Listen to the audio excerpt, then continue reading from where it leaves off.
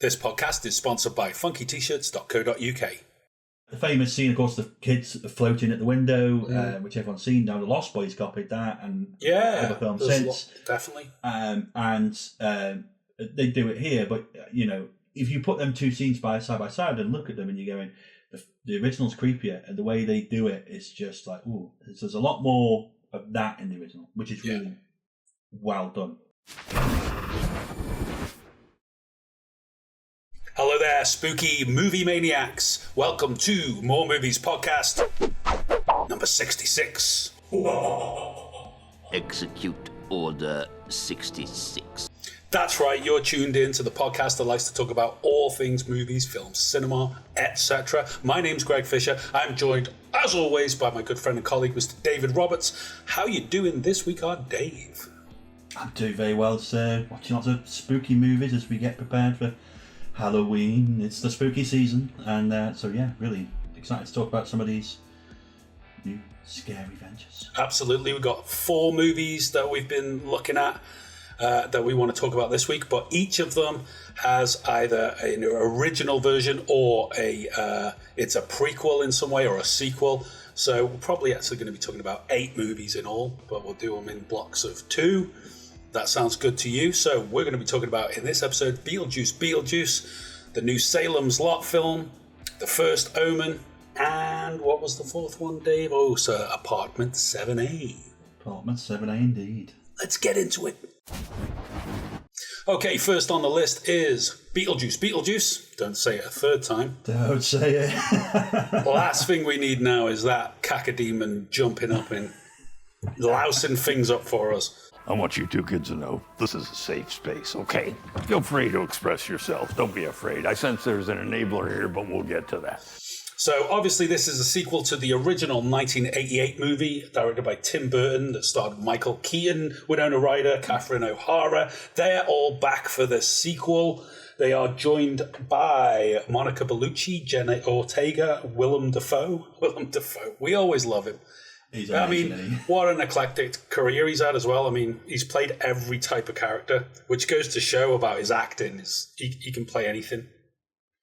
He can. He's such a crazy actor as well that just, he turns up in a film and he eats the scenery, and you're just there going, this is fantastic. But when you watch him in something like The Florida Project, and he just plays a normal, caring guy as well, so he can do crazy, which we love him to do, and he needs to do in this film, but he can also play normal, nice guy. But with that, he has that charisma, doesn't he? He does steal any scene he's in, even something serious. You're just like, oh, yeah, okay, I'm invested. Yeah. So he's good at that. We love him. In short, we love him. We love Willem Dafoe. So as I say, this one's a sequel. The original, 1988, Michael Keaton kind of sort of really boosted his career just before he did Batman, the year before he did Batman with Tim Burton. No doubt that's influenced Tim Burton's reason to cast him as Batman, working with him on the original Beetlejuice film. Classic 80s horror comedy horror, whichever way round. He was hilarious in the first film. Obviously, in the first film, you also had Alec Baldwin and Gina Davis. They were sort of the ghosts that haunt the house. You also had Jeffrey Jones, who has not returned for the sequel because he's a sex offender with a record. He did 6 months of Chino for exposing himself to an 8-year-old. So we don't mention that. Even though they have used his likeness in this film, we'll get to that when we talk about it. The original is a bit of a classic. When did you first see it? Oh, I would have been, I don't know, maybe 6 or 7 or something. I saw it on video. Of course, growing up in the 90s, it was the cult, even a cult film then. Sure. And obviously, it's just become even more of a cult film ever since. Yeah. It's interestingly, I was reading up this week. Did you know the original choice to play Beetlejuice was Sammy Davis Jr.? No way. That would have been cool. But a very different film, right? I guess so. Very different. So that's mad. Trying to get my head around it. I mean, he can't have lived much longer after 1988. No, he died only a few years later. So it would have been if he did it. Imagine Sammy Davis Jr. That's mad. Well, Yeah, I can't. so- That's the thing. You can't imagine anyone except Michael Keaton playing it. He's just one of those roles, isn't it? That's it. This is the role that made him. He wasn't very well known at the time. Not really. This got him chosen, of course, to do Batman with Tim Burton again, and obviously from then on he became huge. But Beetlejuice, one of those films, just captured the imagination and made Tim Burton's career. Yeah, classic Tim Burton stuff, isn't it? All of that stop animation, all the crazy practical effects. Whether it be shrunken heads or the all sorts going on in there. Dark colour palette, all that kind of stuff. Very colourful colour palette in these films as well. In some ways, but it's that gothic thing, isn't it? It's that the greens and the blacks and all that. Of course. It's the film that made him, got chosen for Batman, and obviously Tim Burton's just gone on since then. But it captured something of the imagination of the time, and it was very different from a lot of stuff that had been coming out. So it's a great fun film, isn't it? It's a really kind of one of those classics. Plus Winona Ryder, who was just was a mega star then. She was probably one of the greatest stars of that era. She'd done Heathers and stuff like that, and then she did this, and it kind of just reinforced that she had that sort of, like that bit in it. She says, "I myself am strange and unusual," and it kind of that's what describes Winona Ryder, really. Yeah. No, never mind the character. So she's Lydia Dietz in it. As I say, now we have got this. It is a sequel. I mean, it's 30 odd years later, 36 years after the original, a long time afterwards. But as I say, we've got Winona. She's back as Lydia Dietz. We have got Catherine O'Hara back as her mum, Delia Dietz. She's brilliant. She's been in so many great films, always hilarious, always funny. Whether it's Home Alone or After Hours or whatever, she's great. Thank God fabulous. She came back. They are also joined this time by Jenna Ortega, who's the daughter of Winona Ryder in it, Astrid. So it's kind of, in a way, it's kind of torch passing, isn't it? It's going to become her story because she's the young, and they want the youngsters to watch this. They want to have that sort of lead, don't they? They do, and the first thing I thought as soon as I saw it was Jenny Ortega. I thought obviously she's done Wednesday, Addams, in the Netflix series, and obviously she's been in the Scream films. So it's she is the actress at the moment. I guess she's the Winona Ryder of now. Yeah. In a lot of ways, especially she's associated with all that gothy horror style stuff. Yeah. Like you said, Wednesday and that. Great choice to have in this. You can totally see her as Lydia Dietz's daughter. So we're back in what's the town called? Winter River, Connecticut. The family is pulled back to this town and to the old house, and basically, it's all going to sort of kick off again.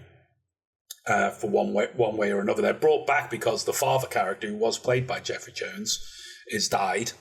So it's we've got to have the funeral all coming back together. Lydia is by this time become a sort of psychic on TV. She sees ghosts and stuff, so she's sort of made a career out of it. Delia, her mother, has become sort of a fashion designer because she was a terrible sculptress, wasn't she, in the first one? And she's kind of developed on from that, the kind of artistic career. And obviously, Jenna Ortega as the youngster is just these fucking women in my life. Do my head in. But really, it's her and who she meets that sort of propels the story on, and that's how we get back to, can I say it one more time? Beetlejuice. So, I'll say, before I ask you, I thought it was a lot of fun. It had enough sort of tributes to the first one.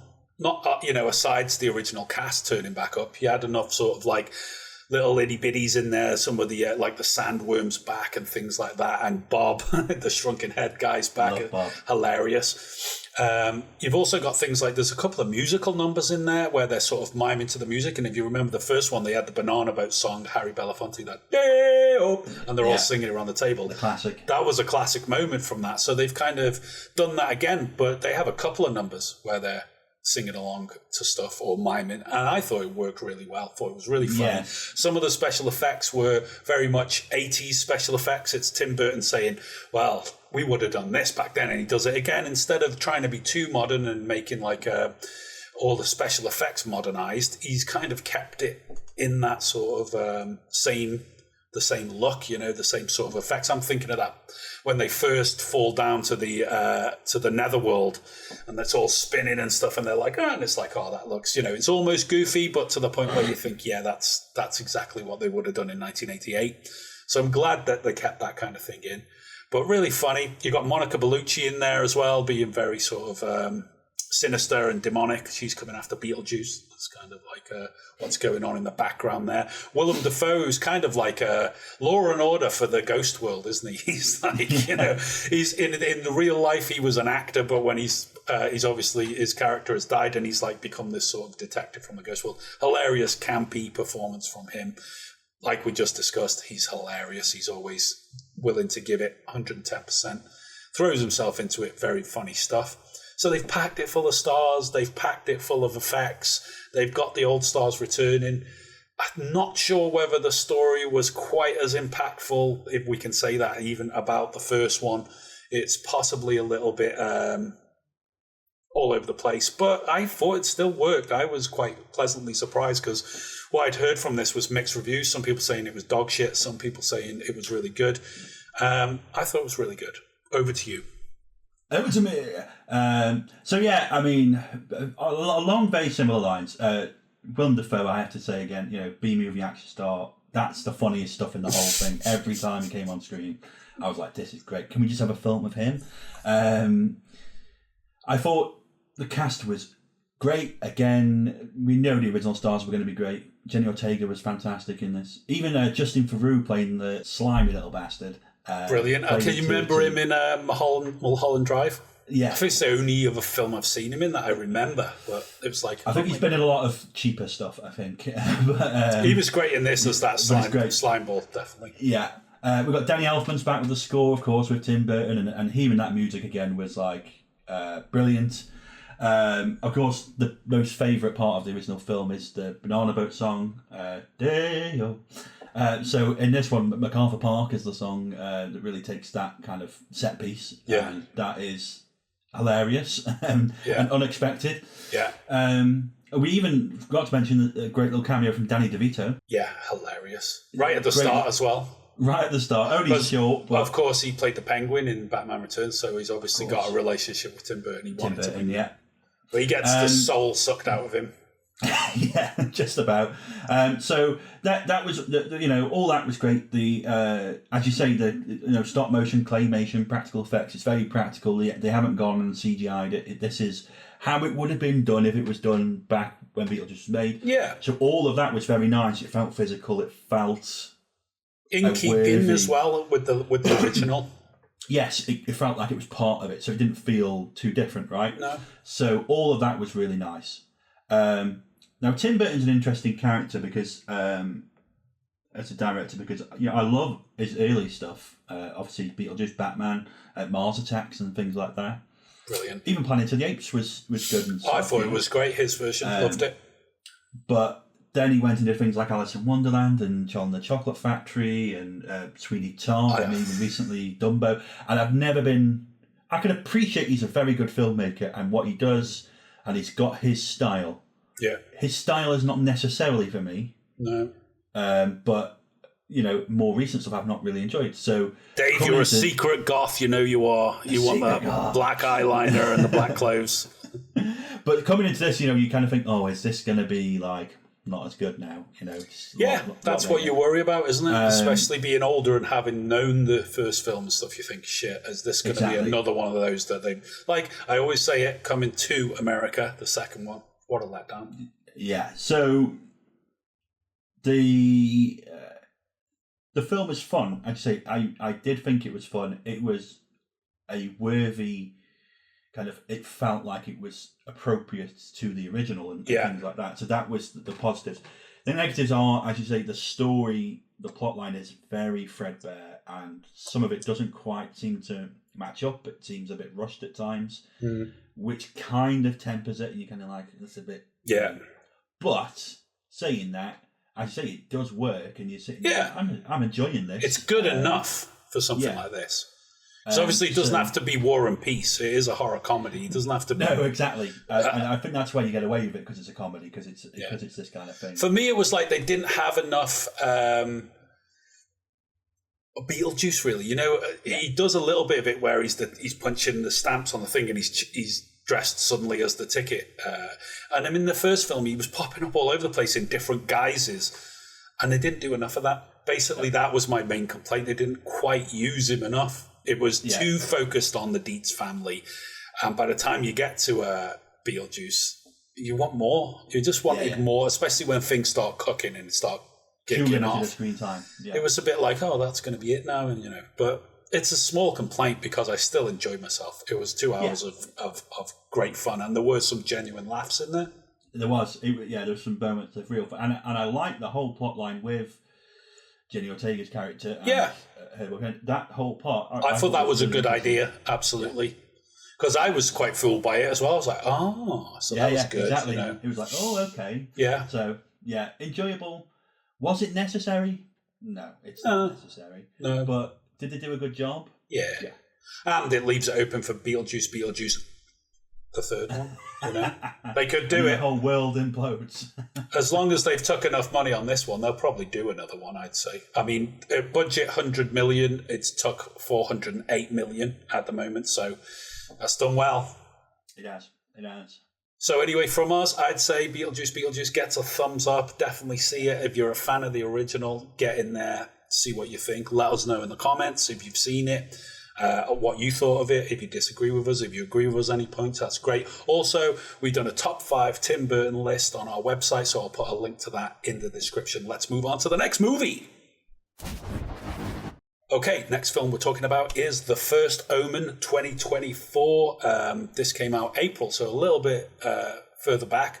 The other 3 movies are quite recent, have come out either last month or this month. This one came out in April. Kind of missed it then, but I'd heard a few people online saying, hey, it's really good. It's a good Omen film. So I thought, well, that's good enough for me to at least give it a try. We'll give it a watch. Obviously, the original 1976 film, Richard Donner. It is a horror classic. You had Gregory Peck, Lee Remick. You had British actors like David Warner, Billy Whitelaw, and Patrick Troughton as Father Brennan. Obviously, none of those are coming back for this film because they're all dead in the film and they're dead in real life, even though this is a prequel. So they kind of could have. But as I say, all those actors are dead. Actually, the character of Father Brennan is returning and played by Ralph Ineson, who we love, great British actor. So basically, it is the origin story of how Damien was born, who his mother was, how that all came to be.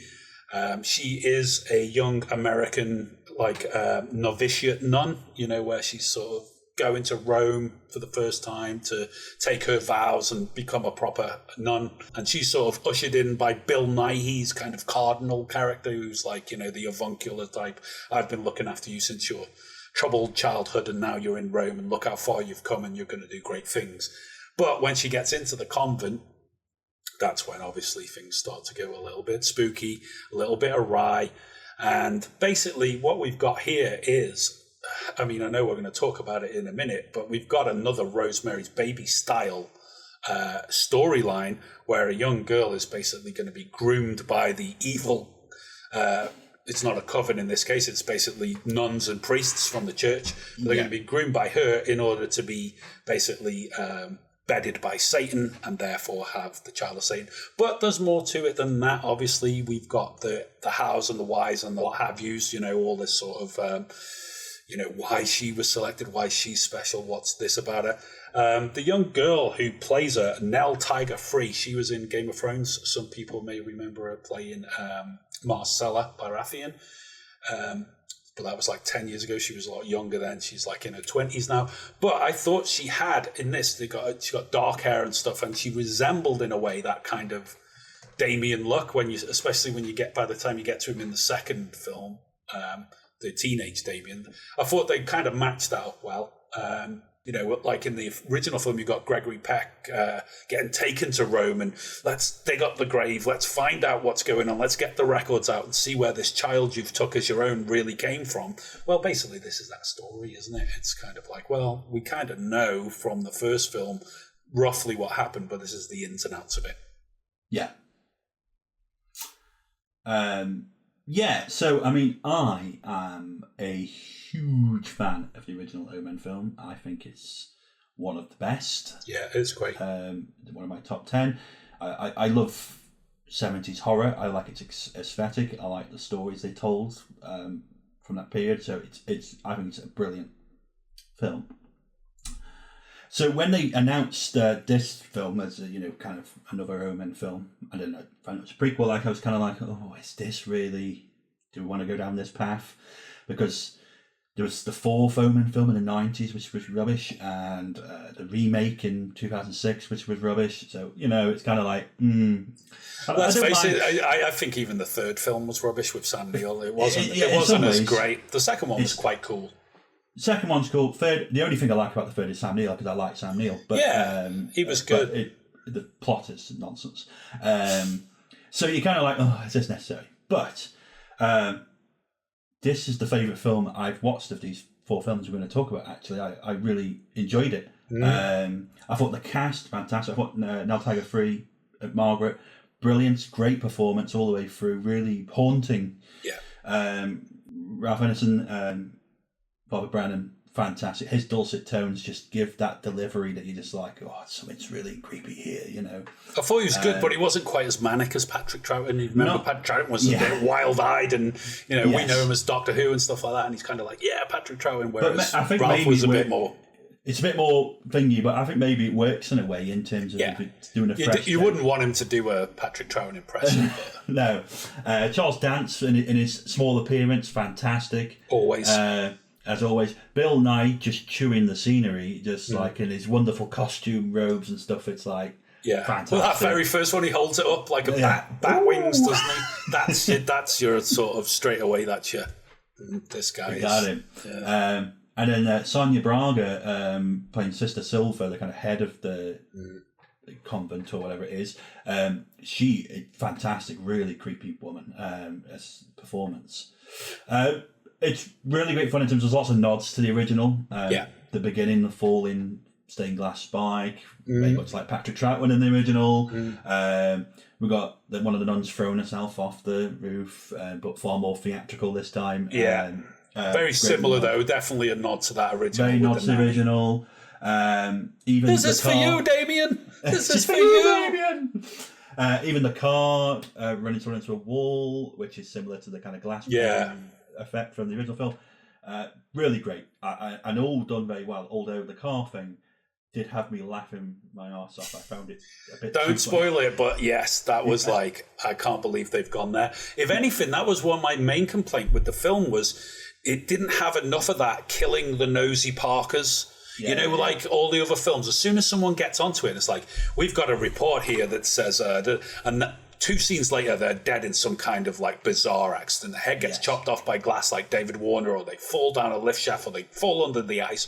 There wasn't enough of that. There was that scene we just talked about, and the one at the start, but there wasn't enough really. I thought you need more of that to make it the Omen. And there was no Rottweilers. And there was no ravens. No, there wasn't Rottweilers. But maybe if they'd gone there, it would have been too cheesy. But maybe. I mean, they could have done with maybe a few more kills. But Rottweiler tearing someone apart in a graveyard. Come on. I think the story was good about how they're trying to produce the Antichrist and the kind of failed experiments that they did, and all them documents they found, really disturbing, really creepy. What you want. A lot of kind of out of the darkness stuff that did really well. There was a few there. That first time it happened with the clothes hanging up, I thought was a good jump scare. Really good, but a couple of the others were a little bit too obvious, and jump scares are always a little bit like, and you're going to get them in horror films. It's just how creatively they're sort of put together. Because you got to. But I thought a couple of them, because they're the kind of like fake ones where they makes you jump, but there's no threat afterwards. It's Scream that drove me mad with the fake ones when we watched that. This is much higher standard than that. Oh yes, So Rome looked beautiful in this. Yes, the way they very good. shot all that, the costumes and the atmosphere, it's very creepy, but very beautiful at the same time. That whole 60s aesthetic, very nice. They've done a really good job, much like a lot of modern films can do. The only thing that was missing was that 70s aesthetic from the original film. That kind of why I like 70s horror film. They didn't really get that, the hard light, the bright colours, the grain, that kind of look. And I personally, if I was making it, I would have tried to get that match up in terms of a look. Yeah. But it still looked nice. It's a modern film. I get why they do these films. Absolutely. The one bit that really drove me mad is in the final sequence. Everything's on fire, and we see the devil in burning, and it's very CGI-ish and cheesy, and it didn't need it. No. And that's that one bit. It's the same thing with a lot of modern films, and I talk about this. Less is more. Don't show. Let it be your imagination. We don't need that bit of it. And so I think if you just remove them, it really would strengthen it. Yeah. But all in all, I thought it was really good. Yeah. Considering my real reservations for it, I really enjoyed it. I think it fits with the original film. Yeah. It's really tight, put together. And Ralph Ineson, fantastic. My favourite. And the final delivery of the line, Damien, to finish it was perfect. Yeah. The only question I had at the end of it was going, does this mean they're thinking of remaking The Lot? They might do. I don't know. Is that a good idea? Well, again, let's look at the box office. Didn't do great, this one. It was 30 million to make it, and they took 53.9 million. So I doubt they're going to make sequels out of it, to be honest. If it had done 150 million, then maybe. But maybe, yeah. But it's one of those properties that, like you said, we had that fourth installment come along years after the fact. Then they made a few years after that, they remade the original. Neither of which did very well, really. Certainly nothing on the level of the original film.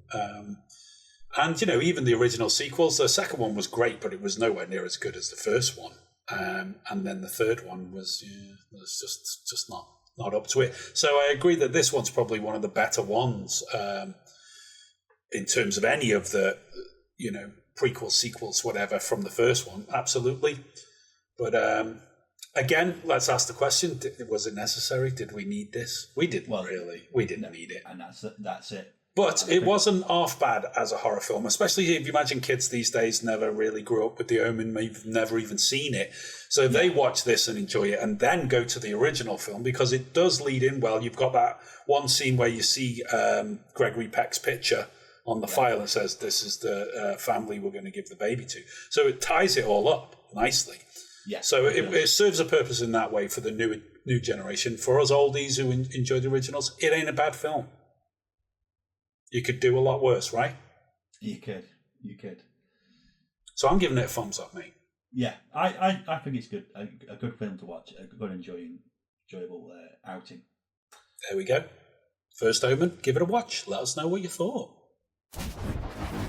More Movies Podcast is sponsored by funkyt-shirts.co.uk, a t-shirt design brand shipping internationally. Check out their extensive and ever-increasing catalogue of cool t-shirt designs that includes collections such as film and TV, retro comics, funny designs, and spooky t-shirts. All products are produced and shipped from locations as close as possible to the buyer's address to avoid extensive and unnecessary shipping costs, and all t-shirts are made in an environmentally friendly process. Keep it funky and order your t-shirts today.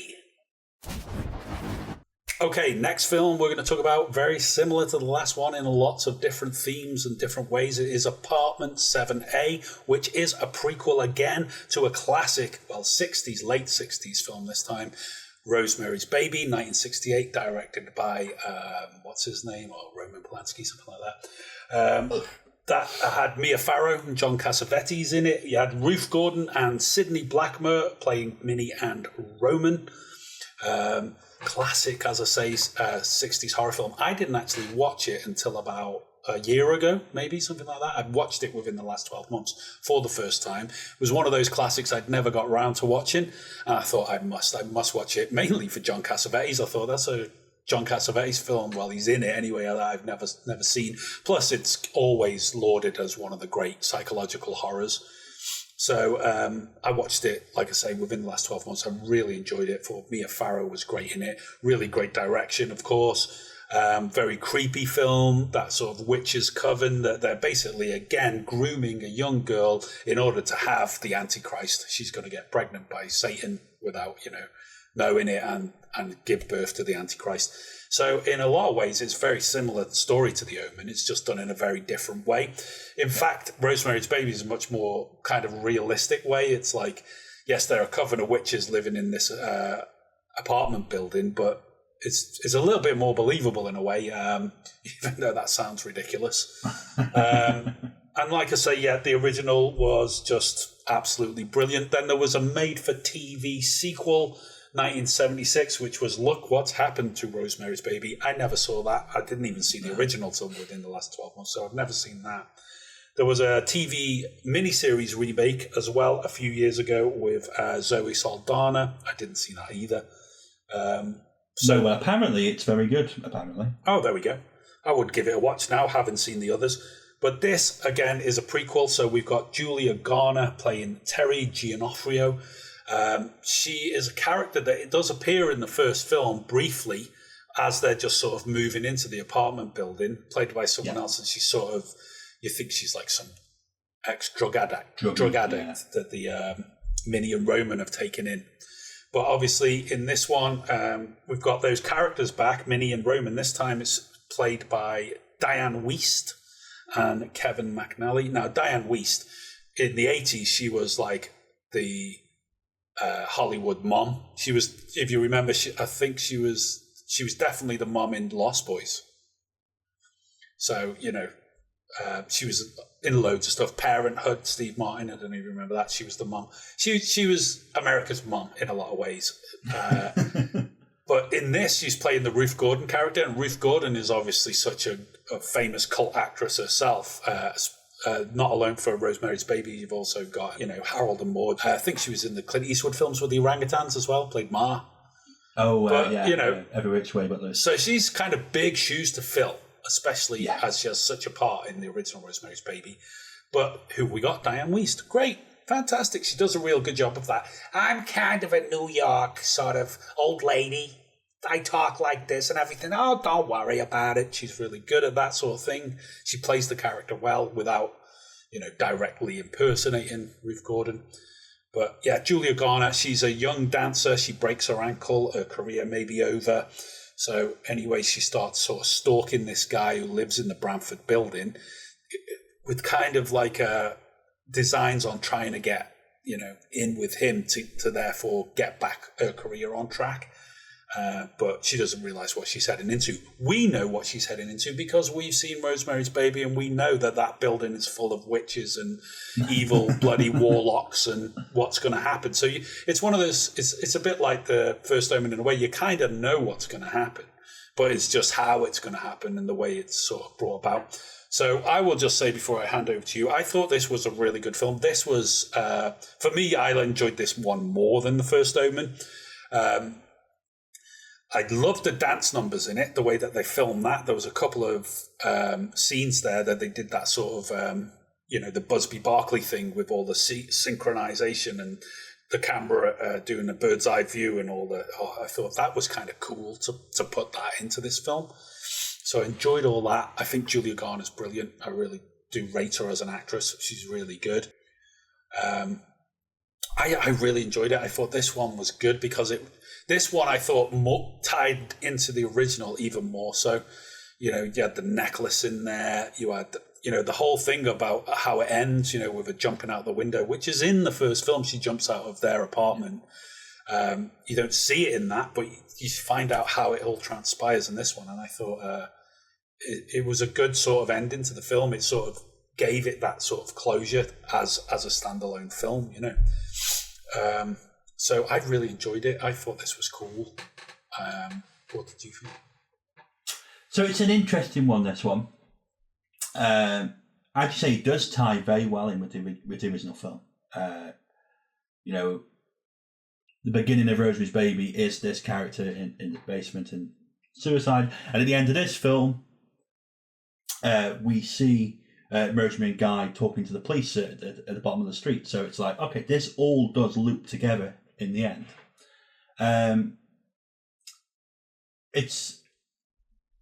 Rosemary's Baby is an interesting film because Rosemary's Baby is so well regarded, and I regard it very well.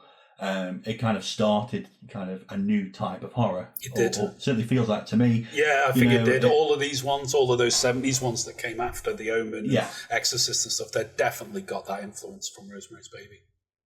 So in that way, it's like, it almost feels sacrilege, right? Touching such a thing in some way. It's already been sacrileged. Yeah, sacrileged, yeah. So what does this do well? I'd say the performance is really, really good. I thought Diane Wiest was fantastic as well. Oh my God, she was brilliant. Oh my God. That was brilliant. The atmosphere is great. All the kind of satanic books and stuff she goes and looks at, and all that kind of creepy stuff happening in the apartment. They do all that really well. This had the one scene that made me go, ooh, and that's when her ankle breaks. In the film. Oh, when they make her do it over and over again. Over and over again. That was sick. It was. The actual break. Jump through the screen and punch the fuck out of them for making her do it again. It's like, you bastards. But very kind of topical in terms of like abuse in the theatrical. Well, this is what the whole thing thing's about, I think. This idea of, especially with the, impregnation, the pregnancy and stuff, and all the stuff that's going on in America at the moment with the abortion rights being taken away. This has obviously got something to say. It had something to say in the late 60s when it was an issue. And it's got something to say still now because they're still having an issue with this kind of thing. So there's a very much a underlying thread of, my body, my choice kind of going on underneath it. Plus this and The First Omen were both directed by women. So yes. Well, I think it's very much that. I was going to come on to exactly this topic that we have 3 films now. First Omen, this, Apartment 7-8, and there was Immaculate earlier this year as well, which I haven't seen yet, but very similar topic about giving birth to the devil and unwanted pregnancy and things like that. All in a year when we've just gone through the whole thing of Roe versus Wade and abortion and women's rights. That is topical. Now, we've talked before about films come out at the same time with similar themes, and the reason these come out is because it reflects. It's got that political economy, exactly. Exactly. And there was a great quote I had here from Bill Jabiri of Vulture, who was talking about this, just saying that why should anyone be surprised that suddenly, in the wake of the Supreme Court's overturning of Roe versus Wade, as state after state attempts to enact religious laws depriving women of bodily agency, America is getting horror movies about people forced into monstrous births by religious institutions, worried about their growing irrelevance. Boom. And I thought, that's a great quote and exactly sums up a really interesting period, and as you say, reflects exactly the period of the 60s when this was all happening again, right? Yeah. So very interesting. Definitely. So it's a good film, and it's put together well. I thought some of the needle drops are really good as well. Some of the music dropped in. That's what I mean. The dancing and the music in it was like I didn't expect any of that going in because you didn't get any of that in the original film. No.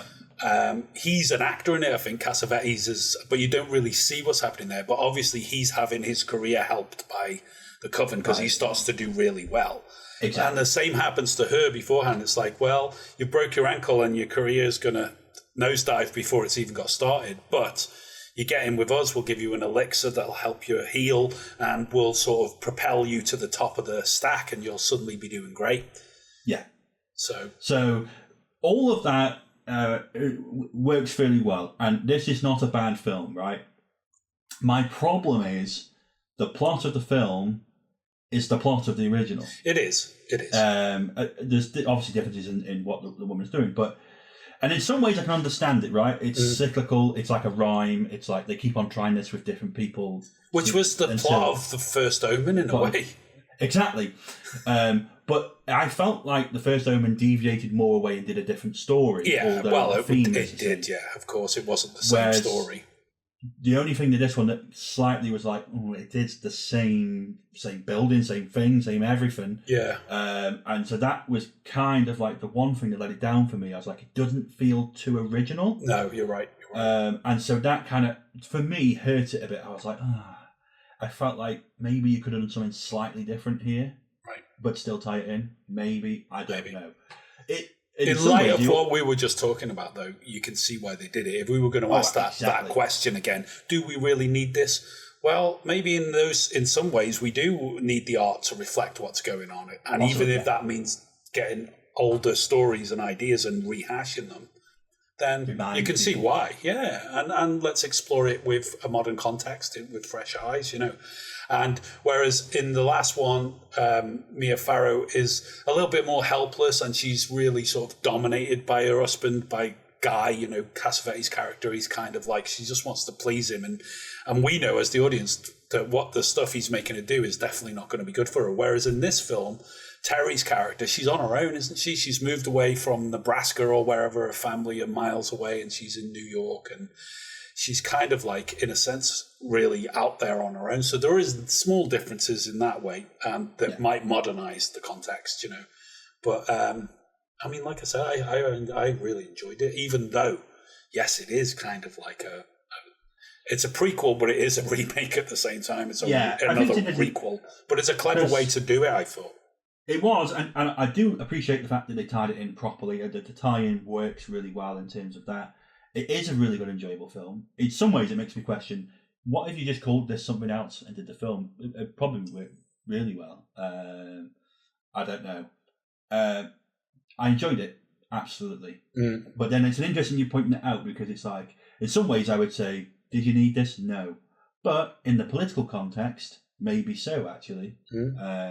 So I think it's better. I would argue that it's better that they did this prequel with Terry's story than just remaking Rosemary's Baby again, because absolutely. Well, this is the thing, that the original's so strong. As we've seen, they kind of did a TV miniseries, and whether that was good or not. So it's been done before. A sequel's been done. So if they remade it flat out, just this is Rosemary's Baby again, it's going to put people off. Whereas this is at least, well, let's just have a look at what happened 6 months before Mia Farrow and Cassavetes turn up to the Bramford, which again was it's based on the Dakota building, which is the building John Lennon was living in when he got shot. Yes. Our friend Cinema Cities did a really, really interesting video about Rosemary's Baby and the Dakota building and stuff. I'll link that in the description as well, because that's worth checking out. Always worth checking out Cinema Cities videos. But I remember she did a really great one about that. You were going to say? I just thought then as well, actually. It's interesting, isn't it? So we've had First Omen being a prequel and this being a prequel. And this seems to be the modern thing of, we'll do prequels and stuff to these old horror films, which is a complete deviation from 20 years ago when they were remaking The Omen, they were remaking Texas Chainsaw Massacre and all that, and it was remakes and people shat on them, rightly so, because they were awful. And I think maybe the studios are going, actually... let's not interfere with well-loved properties in that way. Either make a sequel or make a prequel. Like we had Beetlejuice. Beetlejuice is obviously the sequel. These last two are the prequel. But that brings us nicely round to the next film we're going to talk about, because that is a remake of sorts. So let's move on to that one now. But just before we go, I want to say Apartment 7A, so thumbs up from me. It's worth watch, All right, so the next film on our list is Salem's Lot 2024. The original was a TV miniseries. David Soul, James Mason. Directed by Toby Hooper. Toby Hooper, of course, the great Toby Hooper. Had Bonnie Bedelia in there as well. Do you remember her? She was John McClane's wife in the Die Hard films.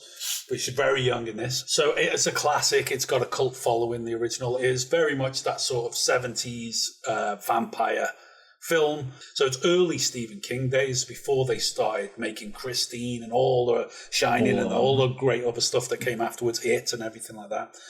So it kind of was good for him as much as it was good for vampires on screen and stuff. I remember watching it, as I told you once, when I was a teenager myself in the 90s, going around to a buddy's house on a Friday, and it's like, let's watch Salem's Lot. And it was like, oh, great. It was just that kind of age where you're like, Friday night, everything's dark, you're watching this sort of like spooky film. So I'm really returned to that since then.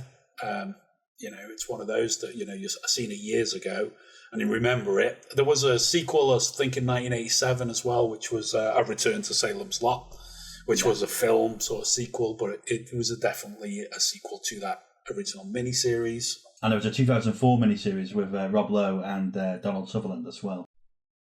So what we've got here is a remake of the original Stephen King story.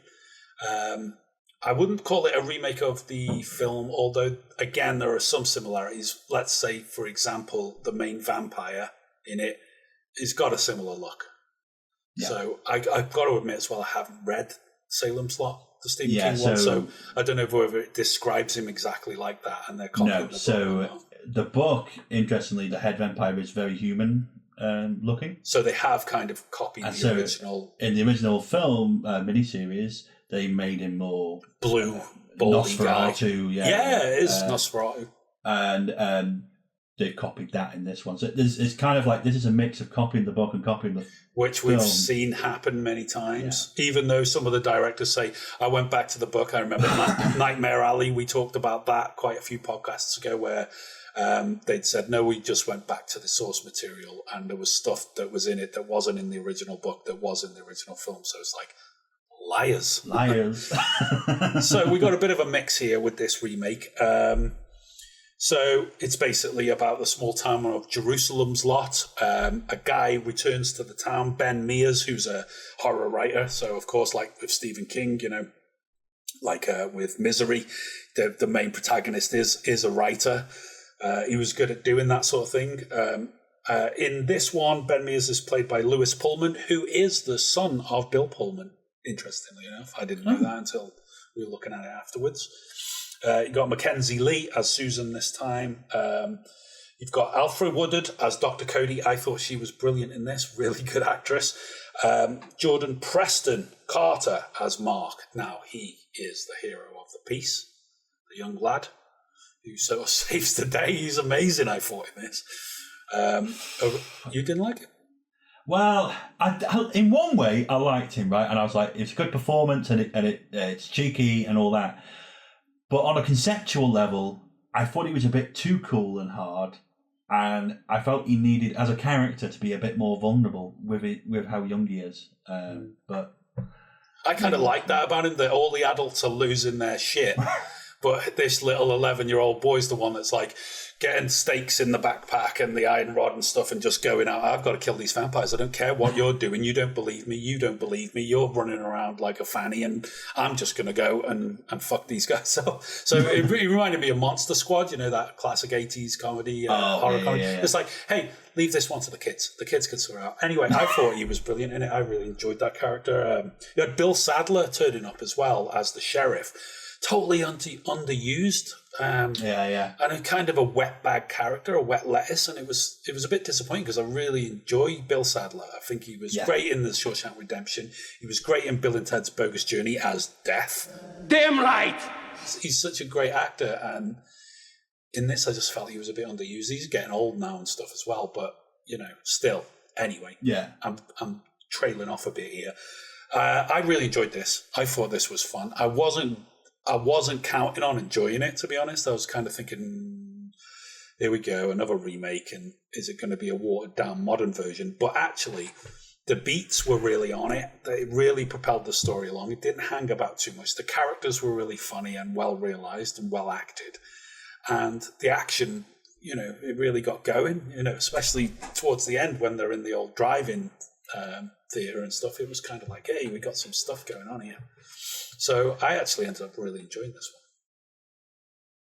Yeah. So okay, I did enjoy it. Okay. I thought it was a fun film. Yeah, fun vampire movie. So in relation to the original, this is weird, right? Because the original film is far more atmospheric. It's far more creepy. Now, obviously, interestingly, the original film was a TV movie, so they couldn't do excessive violence. They couldn't do all these things, so they far more relied on what they could do, and it was atmospheric. It was a bit creepier. The famous scene, of course, the kids floating at the window, which everyone's seen. Now the Lost Boys copied that, and other films since. Definitely. And they do it here, but if you put them two scenes side by side and look at them, and you're going, the original's creepier, and the way they do it is just like, ooh, there's a lot more of that in the original, which is really well done. Interestingly, I mentioned Lost Boys there because I always felt Lost Boys is very inspired by Salem's Lot. It's a very similar premise, right? Santa Carla. The kids are vampires. Yeah. This film felt more like it's inspired by the Lost Boys than the original Salem's Lot to me. Maybe. It was more action-packed, more violent, kind of more cool, so all that kind of stuff. Now, I loved the original Lost Boys, so in that way, I loved this in that way, in terms of, as that kind of film, so if you don't think of it as, it is a creepy atmospheric horror film based on a 1970s thing, you think of it more of this is a fun vampire movie based on like an 80s style thing. Yeah. That's what's fun about it. So I think that's the context it has to be viewed in, to me anyway. Sure. Worth mentioning as well, for those that want to know, Dave did a great review, Film in 5 review of The Lost Boys. I'll also put a link to that in the description. One of the best films. Or if you're just listening in, check out our website, moremovies.co.uk. You'll find all our reviews on there, including Dave's excellent review of The Lost Boys. Absolutely. What's good about this? So the violence is really good. Like lots of blood, stabbing through the hearts, all that kind of stuff. Really great. Very visually pleasing. I love the sets they've done. How about the crosses that lit up? The crosses are lit up. That was cool. That was cool. The way it lit up against the walls and stuff, really nice. Yeah. And that first time he does it, and he pushes that guy against the wall, and he kind of, the way he goes out the door, but he's still floating on the wall. I thought that was really cool effect. Yeah. I thought it looked nice, quite creepy as well. It was like, oh. Yeah, it looked really good. The whole town, obviously, it's very it reminds me of Goosebumps and things like that. I love that look and that aesthetic. Yeah. It really does work. With them all on the roofs and their eyes glowing. That was a great shot. It was.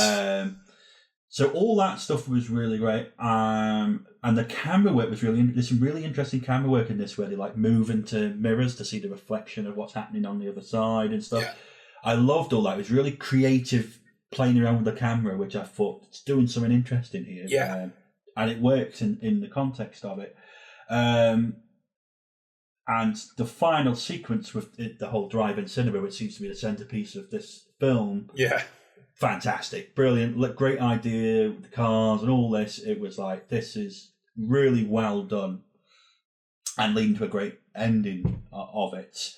As I say, I felt maybe some of the characters were not as vulnerable as they needed to be. Yeah. Perhaps, and that slightly hurts it. It didn't have the atmosphere, as I say, of the original, so I didn't find any of it creepy. No. It wasn't this is scary or creepy or horror. This is more this is just fun vampires, right? So I took it far more in that direction and found that. I think for people who are not familiar with the original stuff, it might be quite creepy for them. For example, that scene where he's burying the little boy and then he starts shouting, let me out the coffin, let me out. And the guy's down, and then he's just still dead in the coffin, and he thinks it's his mind playing tricks on him, and how that all transpires. I thought that would work with, maybe not on us now at our age, but if I was 14 again watching it, I would definitely be quite oh. But I think one of the things that lets down both of them is the fact they have this Nosferatu style head vampire, and I think the more humanoid kind of look is better. That's what I liked about Lost Boys, that it's you wouldn't know, right? Sure. It was a little bit cheesy. That sort of version of him with the they added the sort of veins at the back of the head, but he still just looked like a blue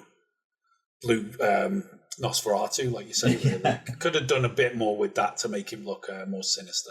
It was a bit, but that's a small criticism on a film that generally I think it sounds like we both really enjoyed and was a lot of fun.